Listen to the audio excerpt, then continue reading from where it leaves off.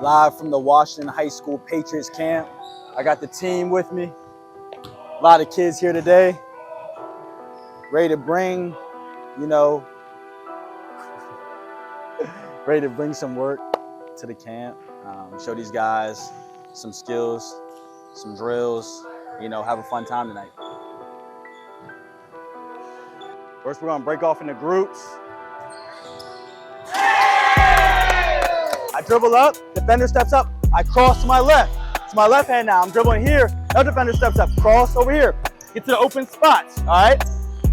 Come on, Casey, don't double dribble.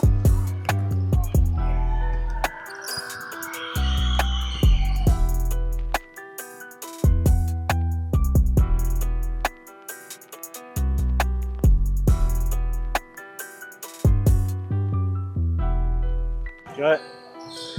I'm here at the Washington camp with guard DJ Bordley. DJ, can you talk a little bit about your basketball journey? Are you excited for this upcoming year at Washington? I know it's a new school for you. Talk a little bit about that real quick. I've been transferring schools, like a lot of different schools, learning a lot of different stuff. And I coming here, I like Washington, I like the coaches. I like, the stuff they're doing for us, and I think we're gonna have a great season this season. What are some of your goals for yourself this year? So go with your goals for yourself and then give me some team goals after that. Goals for myself, I already know I can score the ball, but I want to learn, get more assistant, help my teammates score more than myself, and I just want to start doing that. And for the team, I want to go to states. I want to go to states. I haven't done that yet. Yeah, it was my first time, and I want to try to go down there and win. That's what's up. That's what's up. What led you to Washington the most? Like, out of all the schools you could have went to, what made you want to come to Washington? I like the program. I like the coaches, and this program has been struggling. I want to try to help them and get to new paths and new journeys. So definitely. You ready for it? Yeah, I'm ready for it. My guy. Appreciate you talking. Yep. Hey, make sure y'all pay attention. Pay attention. Pay attention. Come on, let's go. Let's go. Eyes up. Eyes up. Keep your eyes up. Just dribble up. Then you attack. Cross. Cross. All the way through. All the way through. Go. Attack the rim. Let's go. Attack the rim. Let's go. Attack the rim. Sienna. Don't quote me though, but it's all right, where's our balls at? These are our balls. Let's go. Back it up. Back it up a little bit. Back it up a little bit.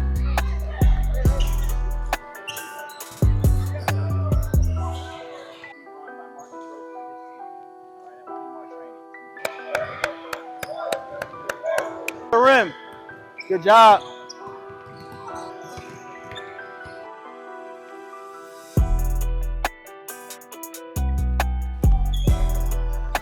Watch coach right here. He's gonna show you. He's gonna show you. Yeah.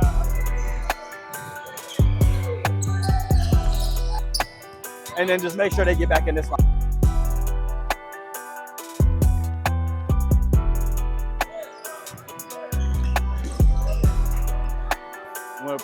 We want to say thank you to you guys for letting us come to your camp today. Myself, Miles, Zach, Juwan, Keegan, Sue. Clap it up, clap it up. Good job. Good job. Good work. Clap it up, clap it up. Come on. Hey, Chris is going to break us down. Coach Chris got us. Family on three. 1, 2, 3, family. Good job, yo. Come on. There it is. I'm here at Washington High School with head coach Ryan Miller. Coach, thank you for getting on with us today. Absolutely. You're new head coach here. Just got the job, last month, a couple months ago? About 2 months ago. 2 months ago. Yeah. We know your basketball journey. To most people on the outside, it probably looks like you had an easy journey, going from middle school to this level right now. Right. But I feel like a lot of people don't know that you started out as an assistant coach at the high school level already. So you already got, your feet wet in that. My senior year of high school, I believe you were on the Spring Mills High School coaching staff. My last year at Jefferson. I do remember you. Can you talk a little bit about what it was like, your first year coaching, first couple years coaching, transition to Wildwood and so on? Yeah. So when I started, I was only 21. So I was fresh out of school, still in college. I kind of got a call when Spring Mills High School opened up because that staff was mostly Hedgesville guys. and they knew I was young. They knew I'd played the game and kind of would run the same system and know it. And so really, I was called to be a scout team guy because I was still getting up and down and could play a little bit. And I kind of took off with it. I realized I loved it. You know, I loved the kids. I loved being in the gym every day. It kept me around it, even though I wasn't playing anymore. But those first couple years were a struggle. I mean, we were starting at Spring Mills where we didn't have any seniors in the school when we started. So we're playing basically with the JV roster, trying to compete in a really tough area. For sure. And it was difficult. The first year, I think we won 4 games. We were like 4-21, which we lost more games my first year at Spring Mills than my entire career at Hedgesville. That's crazy. And so it was tough, but you could see the progress, and that's what I became addicted to. So I stayed at Spring Mills for 3 years, and then when Joe Silver left, I got the job at Wildwood. When I took over Wildwood, they were coming off a 3-win season. So did you go right into being the head coach? Yeah. Okay. Well, no, 1 JV year at Wildwood. I'm Okay. sorry, 1 JV year at Wildwood, and then when I took over as the varsity coach, they were coming off a 3-win season. Oh wow. And so yeah, they were like 3-15. The first year that I had the head job, I think we were like 7-11. The next year, we challenged for a playoff spot, missed it by a game. Jamari Jenkins, my best player at the time, actually got in a little bit of a scuffle on the court and got suspended for 3 games, but we missed the playoffs by a game. So you could see it was there, right? We ended up winning our last 4 games of that season, and then I didn't lose again at Wildwood. That's crazy. And so every year is kind of a new year because we had Jamari's 8th grade year when we won our first championship. And then it was a little bit of a rebuild because you lose a player like that that's going to go on and play Division I basketball. You kind of got to remake everything. Definitely. And so it was a grind at Wildwood. And like people see all the wins, and that's great. But really, what I love is the high level basketball I could take because I had talented kids. For sure. I was able to do stuff at the middle school level and treat it like a high school program. Definitely. And that's I think that'll translate to this. Definitely. I was gonna say, like, the first game I went to of yours when you were coaching. So I was in college, I guess, when you first got the Wildwood job. And so when I was done, I came back around, started training, stuff like that. I went to a Wildwood game. I was like, yo, these middle schoolers are setting ball screens and, you know what I mean? Like, they're cutting, you know what I mean? Everything was like structure, and you don't really see that around this area, you know, middle school. If you have a good middle school team around here, usually they're just good basketball players and they're just more athletic and getting up and down the floor. But you guys really are detail-oriented, you know what I mean? Defensively, offensively. From the kids that I worked with that are under you, they said, you know, you guys had scout team and everything like that. You guys are, you know, taking in who you guys are playing the next game, which is next level. I wish I would have had that in middle school. You know what I mean? I feel like I'd be a way better player. And all you really did for these middle school guys is get them prepared. Even if they're not even coming, you know, to Washington or going to Jefferson next, like wherever they go, like their basketball mindset is different. You know what I mean? And I feel like what you kind of started in this area is a push for more kids to go on and play college basketball. You know what I mean? Because they're getting that at the middle school level when they're, you know, 11, 12, 13 years old. You know what I mean? It's just a different atmosphere. Yeah. So when I took over here, when I interviewed, I told them, like, state championships are great, sectional titles are great. My main job is to push people and play college basketball. For sure. Because that changes kids' lives. Oh, for sure. Like, if you can get a 4-year degree paid for, or even part of it paid for, like that impacts your entire life. Definitely. Eventually, like, being a state champion is cool. Yeah. Right? But that doesn't get you anywhere. Nah. Like, it might get you a free meal here. It's cool and to there talk about. someplace. You know what I mean? It's cool to have conversation about. But, you know, sending kids to college, and that really, it started at the middle school level for me, you know. And it really, like, I'll give credit to Jamari. He's a kid that loves it. I mean, you've seen him. Yeah, he's in the gym 24/7. For sure. And so I knew if I had him buy in, he would get everybody else to buy in. Definitely. So we started doing, like, some of our scouting reports are 3 pages long at the middle school level. That's crazy. And I remember a game, Jamari's 8th grade year, where I think we're playing Mountain Ridge, and they go to run an inbounds play, and he starts calling out the inbounds play before they ran it. Wow. And the coach just looked at me and kind of shrugged, and, you know, that was satisfactory to me. For like, sure. Seeing that and it translating to the kids, and it just makes me feel really good. That's why I do it. No, definitely. And you definitely have, like, a train of kids coming through even after Jamari. Like, you know, you guys had a good team, his year, and then, you know, a year after that. But then, like, it was like, 2 years after that, you still had good teams. You know what I mean? It was just kids that, you know, you saw them in 5th grade, 6th grade, and they were okay. You know what I mean? And then, like, their year 2 with you, year 3 with you, they were players. Like, one kid, Cam Shedrick, I remember during the COVID season, you had messaged me and was like, I'm going to get a couple of my guys in with you. Yep. And he was one of them. My brother and I were working with him. He had a little blonde patch in his hair. He could barely dribble the ball. He was kind of smaller. And he was, you know, he just struggled, like, in workouts, you know. And then you guys had some games that year, his 6th grade year, and you could see him get a little bit better. You weren't his head coach, but, you know, he was under you. You know what I mean? You were still in his ear and stuff like that.